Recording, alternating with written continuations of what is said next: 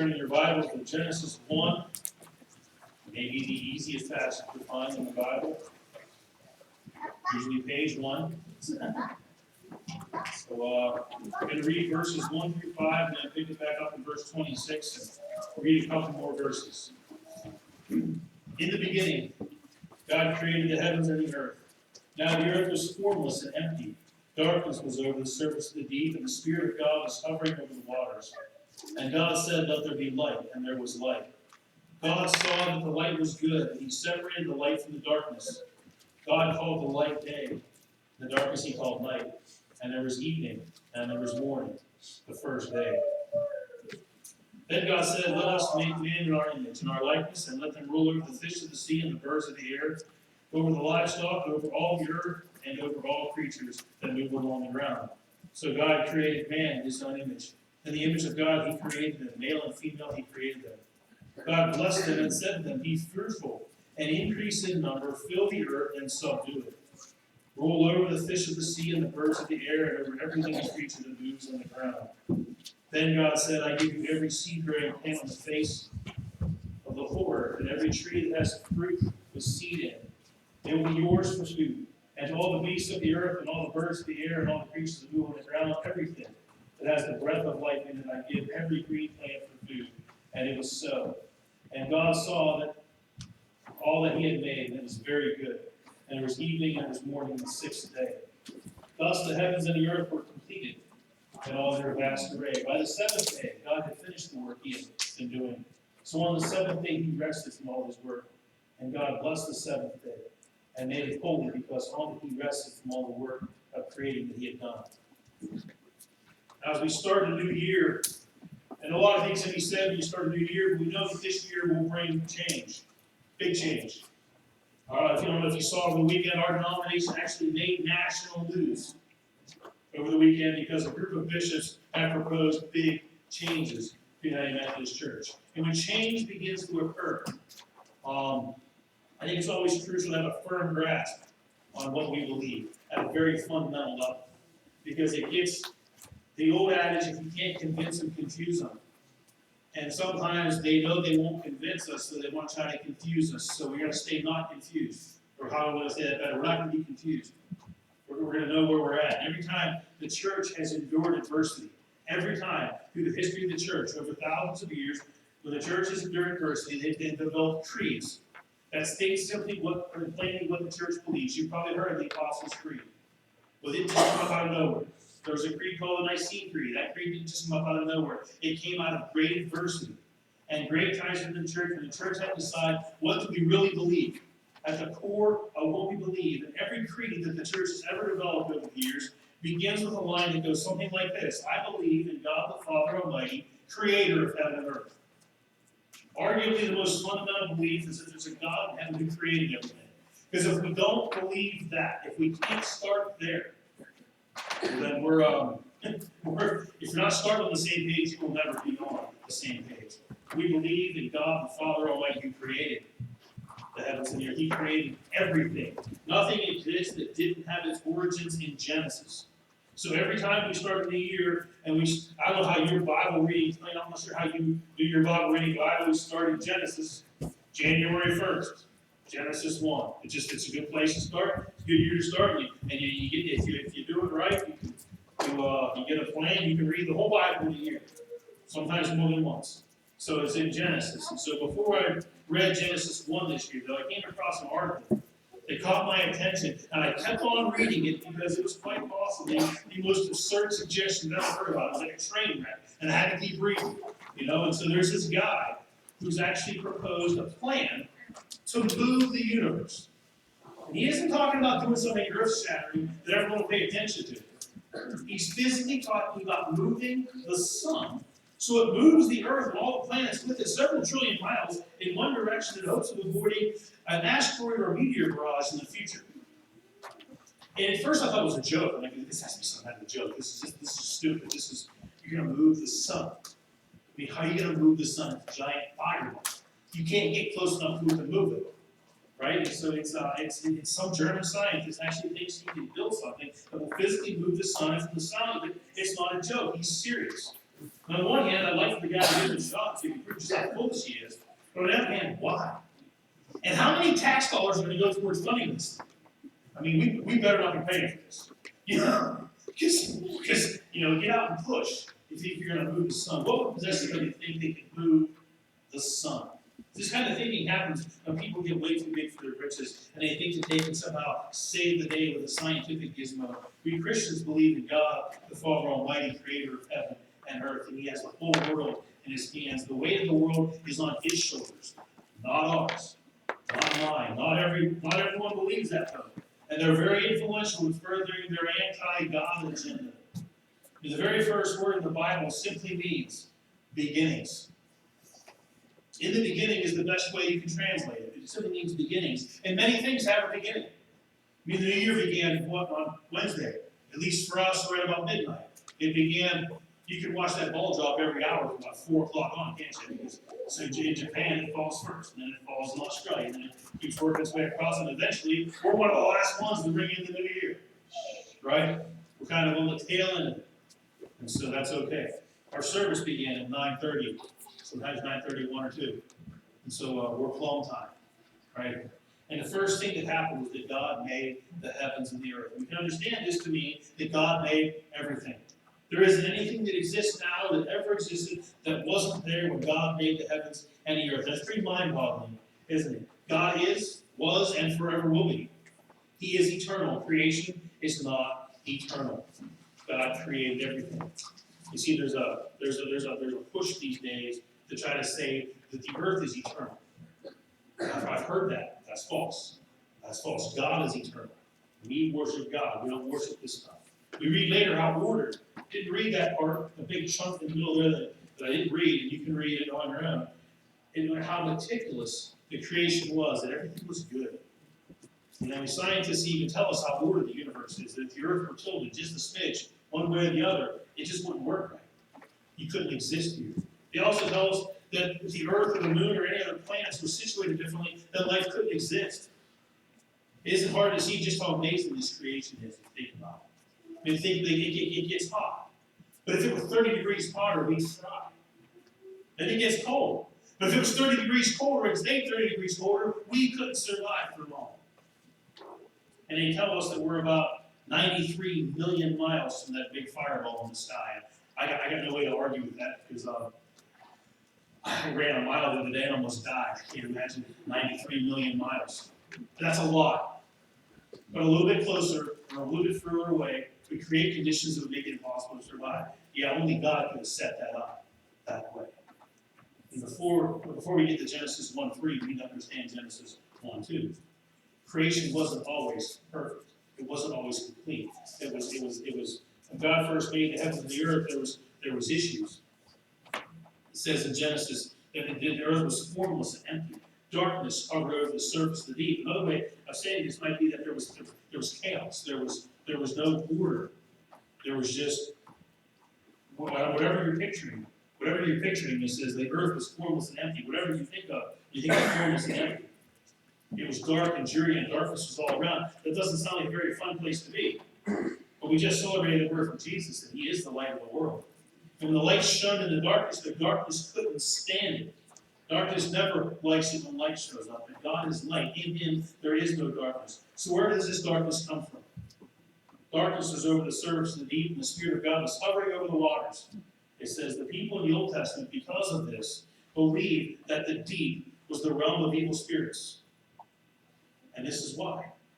The prophet Isaiah tells us that Satan fell from heaven. In verse 14:12 in Isaiah, he says, "How you have fallen from heaven, O morning star. You've been cast down to earth." Satan thought he could become more powerful than God and lost his place in heaven. He's been cast down to earth, and he isn't very happy about it. Somewhere it tells us he's filled with fury because he knows his time is short. He's a little upset. And so he's going to try to cause as much destruction as he can because one of these days he's done. So now we have the heavens and the earth, but the earth is in darkness because the prince of darkness is dwelling here. The first words recorded in Scripture, spoken of Almighty God, are simply, "Let there be light." And there was. And I'm not sure what that looked like. There wasn't anybody here to see it. But God said it. Let there be light. God lit up the darkness separated the day from the night, set the sky in place, separated the waters so land would appear. And when he was done, it was good. I often picture God stepping back, folding his arms and saying, yeah, nailed it. That's what we're talking about. He needed someplace for us to be. And as the days went on, God made plants, trees, stars, the moon, creatures that in the water and on the land, and encouraged them to multiply. Make more of your thing. If your people, make more people. If your whales, make more whales. Let's get her done. And he created them in his very own image. He created us in his very own image, male and female. God blessed them and gave them this command: be fruitful and increase in number, fill the earth, and subdue it. God saw that it wasn't only good, it was very good. We're very good stuff at this point. What did God mean when he said, fill the earth and subdue it? You see, I thought everything was good. Well, everything God created was good. In fact, it was very good. But remember, Satan lurking about. There's always going to be room, there's always that possibility that people can say no to what God wants. That's where darkness comes from. So, the earth is the domain of the devil. He lives here, and he and his minions were thrown out of heaven, and they're here. So God acts in creation to put people here and tells them to fill the earth and subdue it. The Hebrew word for subdue literally means to bring under control by force. Not just to bring under control, to bring under control by force. God sent Adam and Eve up on the offensive. They had a mission. We can see in chapter 3 that they failed by giving in to the serpent. It didn't take long for them to fail. It doesn't take long for us sometimes to fail, but that doesn't change the mission. Failure doesn't change the mission. God's still the creator. And I know you probably already knew that, but the role of people in the world is under attack today. There are forces who are telling us that people are the problem. We need fewer people so the earth can recover and not be destroyed. They're telling us we are destroying this place. That's what the world is telling us. That's exactly the opposite of what God told us in Genesis. He told us to multiply, fill the earth, and subdue it. Bring it under control by force. Well, some people have a problem with any type of force because you have marching orders. And we're supposed to do what God says. Any notion that says we need fewer people to save the earth can't be coming from God. So where does this notion come from? Satan wasn't happy when he got kicked out of heaven. He wasn't happy when God sent man into the world. And the reason why do you think he went after Adam and Eve? Because he messed up creation. He got them to fall. He wasn't happy when God sent Christ came into the world then. Because Jesus came in, as the Bible calls him, the second Adam. Why? Because Jesus got it right where Adam got it wrong. Satan didn't like that, so what did he do? He killed Jesus. And what did God do? Rose him from the grave. That just didn't, none of that makes the kingdom of darkness very happy. And because at the end of the day, Satan has no place in God's kingdom. But he's still here, lurking and doing his thing. He's the prince of darkness, and the light has been lit. And the light has been lit. And listen to the scripture. This is Revelation 12, 7 through 17. And maybe this is a different sermon, but it'll be a different day. It says there was war in heaven. Michael and his angels fought against the dragon and his angels fought back. He was not strong enough, and they lost their place in heaven. The great dragon was hurled down, an ancient serpent called the devil or Satan, who leads the whole world astray. He was hurled to the earth, and his angels with him. Then I heard a loud voice say, now have come the salvation and power and the kingdom of our God, and the authority of his Christ. For the accuser of our brothers, who accuses them before our God day and night, has been hurled down. They overcame him by the blood of the Lamb and the word of their testimony. They did not love their lives so much as to shrink from death. Therefore rejoice, you heavens, and you who dwell in them, but woe to the earth and the sea, because the devil is gone down to you. He is filled with fury because he knows his time is short. When the dragon saw that he had been hurled to the earth, he pursued the woman who had given birth to the male child. The woman was given the 2 wings of a great eagle, so that she might fly to the place prepared for her in the desert, where she would be taken care of for a time, and half a time out of the serpent's reach. Then from his mouth the serpent spewed water like a river to overtake the woman and sweep her away with a torrent. But the earth helped the woman by opening its mouth and swallowing the river that the dragon had spewed out of his mouth. Then the dragon was enraged at the woman and went off to make war against the rest of her offspring, those who obey God's commandments and hold the testimony of Jesus. That's a long story short. That actually is a long story short. Because that takes us basically from Eve to Jesus to to us, all in that paragraph. Because at the end of the day, we're at war with an enemy, the devil. He's making war against those who obey the commands of God. That's us. That's us. Ever feel like you're at war? Good versus evil? Does it sometimes feel like evil is winning? And you wonder, do something, God. Do something. Please, I have no problem having faith that God can handle certain things. I know there's some things only God can handle. This is sometimes I wish He would do it now. Just do it. Take it. Just for whatever reason, God moves on His own time, not my time. So we have to ask ourselves then, are we on offense or defense? God told Adam and Eve to subdue the earth. God put them on offense. Sometimes we get stuck playing defense, don't we? Trying to guard against everything comes along. No, we're on the offensive. Teaching others to follow Jesus. There's a battle today for the minds of people. There's a battle today to dictate how people think. We've got to be on the offensive because the world's not going to figure it out. They're not going to figure out how to follow Jesus. They need to be shown the light. We have to shine in such a way that they can see Jesus. I kind of did that real quickly with the kids. When I was a little kid, my dad was doing stuff, mostly working on the cars. I had to hold the flashlight so he could see. And how many times he'd say, no, here. He'd grab my hand like, I'm holding that so I can see. It's perfect right here, Dad. But he said, and he needs it just, and it took me a long time to realize, where you can see, okay, you have to shine it in such a way where if you shine it right in their face, that doesn't help, does it? That just doesn't help. We might be right, our points might all be right, we might be saying all the right things, but if we're just shining it right in their eyes, then they're just going to make them do this. And I'm like, all right, I'm going to listen to you because we've not shined in such a way that they're seeing Jesus. And that means knowing what we believe. And it starts in Genesis in the beginning. We're made in the image of God. We are not accidents. We are not. The world wants us to think that. Because if we're accidents, then we can control it. And then if I hurt you, it's not a big deal. But if you hurt me, and so it's a couple different sermons going on there. We have to shine our lights in such a way that the world can see Jesus. And as we prepare for communion, as we come for communion, as we start a new year, just talk to God about how. Talk to God about where He wants you to shine your light this year.